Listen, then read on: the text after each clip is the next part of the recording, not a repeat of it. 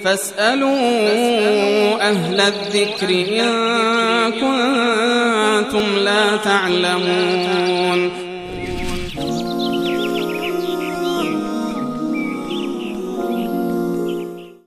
سوال بعدی بیننده از تاجیکستان بود، در مورد این بود که پوشیدن لباس و ازاری که پایینتر از کعب بیاید چه حکمی دارد؟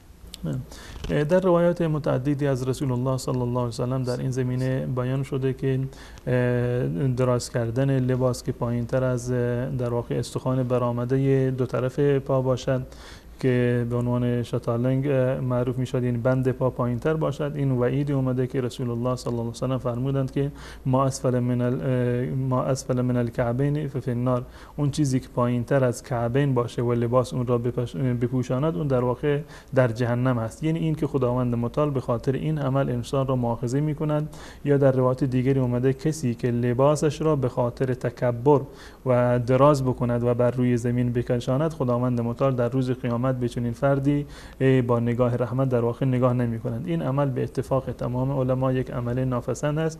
اما نکته جالبی که ایشون اشاره کردن که کسانی که در اینجا میفت که در شبکه جهانی وصال حق کار میکنند لباسشون طولانی هست و دراز هست و این امر طبیعی هست.